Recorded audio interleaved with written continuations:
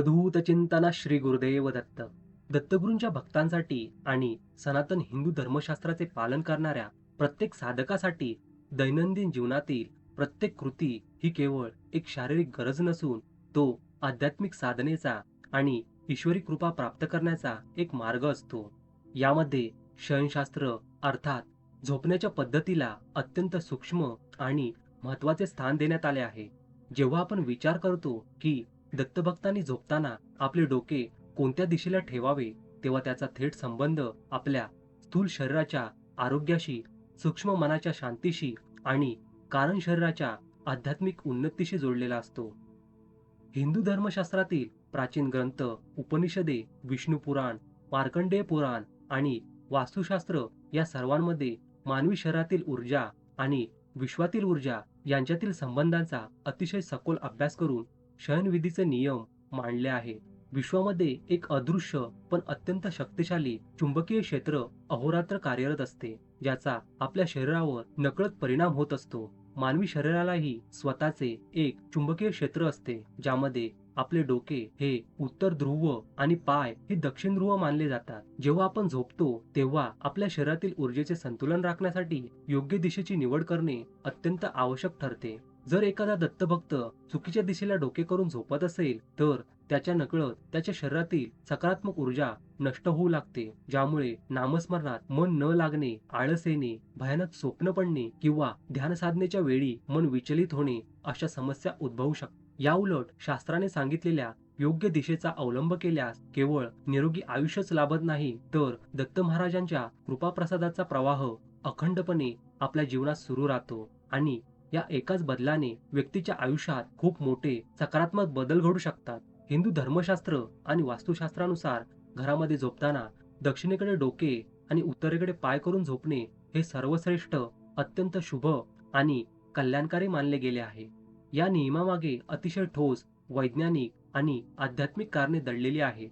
आपली पृथ्वी हा एक प्रचंड मोठा नैसर्गिक चुंबक असून त्याचा उत्तर ध्रुव हा धन ऊर्जेचा स्रोत आहे आणि दक्षिण ध्रुव हा ऋण ऊर्जेचा स्रोत आहे. जेव्हा आपण आपले डोके दक्षिण दिशेला करतो आणि पाय उत्तर दिशेला करतो, तेव्हा पृथ्वीचा दक्षिण ध्रुव आणि आपल्या शरीराचा उत्तर ध्रुव म्हणजेच आपले डोके यांच्यामध्ये एक नैसर्गिक चुंबकीय आकर्षण निर्माण होते. हे आकर्षण मानवी शरीरासाठी अत्यंत पूरक ठरते, कारण यामुळे शरीराची रक्ताभिसरणाची प्रक्रिया अत्यंत सुरळीत आणि शांत गतीने चालते. जेव्हा रक्ताभिसरण उत्तम असते तेव्हा मेंदूला विश्रांती मिळते, हृदयावर कोणताही अतिरिक्त ताण पडत नाही आणि मानवाला गाढ तसेच शांत झोप लागते. जर रात्रभर दक्षिण दिशेला डोके करून शांत झोप झाली तर सकाळी उठल्यावर शरीरात प्रचंड उत्साह असतो. मनातील तामसी आणि राजसी गुण कमी होऊन सत्वगुणाचा उदय होतो, ज्यामुळे दत्त महाराजांच्या चरणी भक्ती अधिक दृढ होते. याशिवाय शास्त्रामध्ये दक्षिण दिशा ही यमराज आणि पितरांची दिशा मानली गेली असली तरी शयनशास्त्रात या दिशेला डोके करणे हे दीर्घायुष्य देणारे आणि अकाली मृत्यूचे भय दूर करणारे मानले गेले आहे. ही दिशा शरीरातील अंतर्गत ऊर्जा टिकवून ठेवण्यास मदत करते, ज्यामुळे व्यक्तीला मानसिक दुर्बलता आणि निराशापासून मुक्ती मिळते. जर काही कारणास्तव घराच्या वास्तुरचनेमुळे किंवा खोलीच्या मर्यादेमुळे दक्षिण दिशेला डोके करून झोपणे शक्य नसेल तर पूर्व ही दुसरी सर्वोत्तम आणि पवित्र दिशा मानली गेली आहे. पूर्वेकडे डोके आणि पश्चिमेकडे पाय करून झोपणे हे विशेषतः आध्यात्मिक प्रगती, ज्ञानप्राप्ती आणि बुद्धीच्या विकासासाठी अत्यंत फलदायी मानले गेले आहे. पूर्व दिशा ही भगवान सूर्यनारायणाची दिशा आहे, जी संपूर्ण विश्वाला प्रकाश, चैतन्य आणि जीवन ऊर्जा प्रदान करते. या दिशेकडून सदैव सकारात्मक आणि सात्विक लहरी वाहत असतात.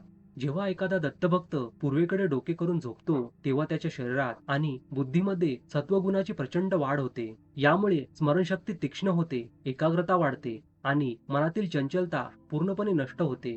जे भक्त विद्यार्थी आहेत, जे वेद, उपनिषदे किंवा गुरुचरित्राचा सखोल अभ्यास करत आहेत, त्यांच्यासाठी पूर्व दिशा ही वरदान ठरते. या दिशेला डोके करून झोपल्याने मनामध्ये नेहमी सत्प्रवृत्ती जागृत राहते, वाईट विचारांचा नाश होतो आणि दत्त महाराजांचे ध्यान करताना मन एकाग्र करणे अत्यंत सोपे जाते. पूर्व दिशेला झोपल्याने आत्मिक बळ वाढते, ज्यामुळे साधकाला आपल्या आयुष्यातील कठीण प्रसंगांना तोंड देण्याची आंतरिक शक्ती प्राप्त होते. याउलट पश्चिमेकडे डोके आणि पूर्वेकडे पाय करून झोपणे हे शास्त्रानुसार मध्यम स्वरूपाचे मानले गेले आहे. याचा अर्थ असा की या दिशेने खूप मोठे नुकसान होत नाही, परंतु अध्यात्माच्या दृष्टीने खूप मोठे फायदेही मिळत नाहीत. जर घरामध्ये इतर कोणत्याही दिशेला डोके करण्याची सोय नसेल तरच तिसरा पर्याय म्हणून पश्चिमेचा विचार करावा. या दिशेला डोके करून झोपणाऱ्या व्यक्तीच्या मनामध्ये आध्यात्मिक विचारांपेक्षा भौतिक सुखांबद्दल, पैशांबद्दल, व्यवसायाबद्दल किंवा कीर्तीबद्दल जास्त विचारचक्रे सुरू राहतात. यामुळे मनाची जी शांतता दत्तभक्तासाठी आवश्यक असते ती मिळण्यास थोडा अडथळा येऊ शकतो. तरीही ही दिशा नकारात्मक मानली जात नाही, फक्त ती साधनेच्या मार्गात संत गती निर्माण करू शकते. हिंदू धर्मशास्त्रामध्ये ज्या दिशेला डोके करून झोपण्यास पूर्णपणे आणि कडक शब्दात मनाई केली आहे ती म्हणजे उत्तर दिशा होय. उत्तरेकडे डोके आणि दक्षिणेकडे पाय करून जिवंत माणसाने कधीही झोपू नये.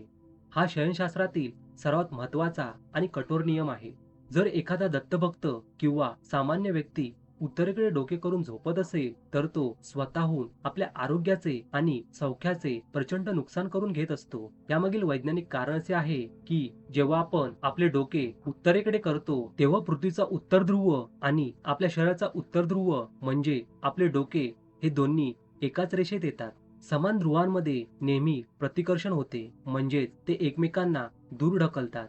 या चुंबकीय प्रतिकर्षणामुळे आपल्या मेंदूवर आणि संपूर्ण शरीरावर एक प्रचंड अदृश्य ताण निर्माण होतो. मानवी मेंदूमध्ये अत्यंत सूक्ष्म अशा रक्तवाहिन्या असतात. या तीव्र चुंबकीय दबावामुळे त्या रक्तवाहिन्यांमध्ये रक्ताचा प्रवाह विस्कळीत होतो. यामुळे व्यक्तीला रात्री गाढ झोप येत नाही. तो वारंवार दचकून जागा होतो. त्याला अत्यंत भयानक, हिंसक किंवा अस्वस्थ करणारी स्वप्ने पडू लागतात. दीर्घकाळ उत्तरेकडे डोके करून झोपल्याने डोकेदुखी, मानसिक तणाव, नैराश्य, विसरभोळेपणा आणि हृदयाशी संबंधित गंभीर आजार उद्भवू शकतात.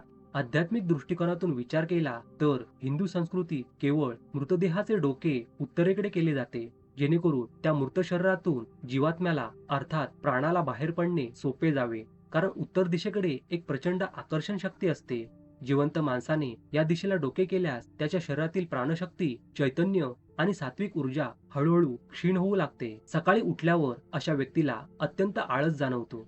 दिवसभर अस्वस्थता वाटते आणि यामुळे त्याचे देवाधर्मात, नामस्मरणात किंवा कोणत्याही सत्कर्मात मन लागत नाही. म्हणूनच दत्त महाराजांच्या भक्तांनी अनावधानाने किंवा चुकीने सुद्धा कधीही उत्तरेकडे डोके करून झोपू नये. प्राचीन ग्रंथांमध्ये, विशेषतः विष्णू पुराणात आणि आचारमयूख सारख्या संहितेमध्ये या शयनविधीचे स्पष्ट उल्लेख आढळतात, जिथे असे सांगितले आहे की माणसाने आपल्या स्वतःच्या घरात असताना नेहमी पूर्व किंवा दक्षिण दिशेला डोके ठेवावे, तरच त्याचे कल्याण होते. प्रवासात असताना किंवा परगावी असताना तात्पुरत्या स्वरूपात पश्चिमेकडे डोके करण्याची मुभा शास्त्र देते, परंतु उत्तर दिशा तिथेही वर्ज्य मानली आहे. केवळ योग्य दिशा निवडणे एवढ्यावरच शयनशास्त्र संपत नाही, तर दत्तभक्तांनी रात्री झोपण्यापूर्वी काही विशिष्ट नियमांचे पालन करणेही तितकेच आवश्यक आहे, जेणेकरून झोपण्याची ती प्रक्रिया सुद्धा एक साधना बनेल. रात्री झोपण्यापूर्वी हात, पाय, तोंड स्वच्छ धुवावे आणि ते कपड्यांनी नीट पुसून कोरडे करावे. कारण ओल्या किंवा अस्वच्छ पायाने अंथरुणावर जाणे दरिद्रीपणाला आमंत्रण देणारे मानले जाते. दिवसभर ज्या कपड्यांवर आपण बाहेर फिरलो आहोत किंवा ज्या कपड्यांवर आपण वास्तूबाहेर वावरलो आहोत ते कपडे बदलून रात्री स्वच्छ आणि सैल कपडे परिधान करावेत. अंथरुणावर पडल्यानंतर मनातील सर्व सांसारिक चिंता, विचार आणि नकारात्मकता दत्त महाराजांच्या चरणी अर्पण करावी. झोप येईपर्यंत मनामध्ये दिगंबरा दिगंबरा श्रीपाद वल्लभ दिगंबरा या नाममंत्राचा मानसिक जप करत राहावा. यामुळे खोलीतील आणि मनातील सर्व नकारात्मक स्पंदने नष्ट होतात आणि साधकाचे शरीर व मन एका सुरक्षित दैवी कवचात वेढले जाते. रात्री झोपताना खोलीत पूर्ण गडद अंधार न ठेवता एक लहान मंद प्रकाशाचा दिवा लावलेला असावा, ज्यामुळे खोलीत तमोगुणाचा प्रभाव वाढत नाही. तसेच आयुर्वेदानुसार आणि शास्त्रांनुसार डाव्या कुशीवर झोपणे, ज्याला वामकुक्षी म्हणतात, ते शरीरासाठी अत्यंत गुणकारी असते. डाव्या कुशीवर झोपल्याने आपली उजवी नाकपुडी म्हणजेच सूर्यस्वर सुरू होतो, ज्यामुळे रात्री आपण खाल्लेल्या अन्नाचे पचन योग्य प्रकारे होते आणि शरीरातील जठराग्नी प्रदीप्त राहतो. जेव्हा एखादा दत्तभक्त या सर्व नियमांचे आणि योग्य दिशेचे तंतोतंत पालन करतो तेव्हा त्याच्या आयुष्यात नकळतपणे अनेक मोठे सकारात्मक बदल घडू लागतात. योग्य दिशेला डोके करून झोपल्याने शरीराला जी शांतता आणि ऊर्जा मिळते त्यामुळे कौटुंबिक जीवनातील क्लेश, चिडचिड आणि वादविवाद थांबतात.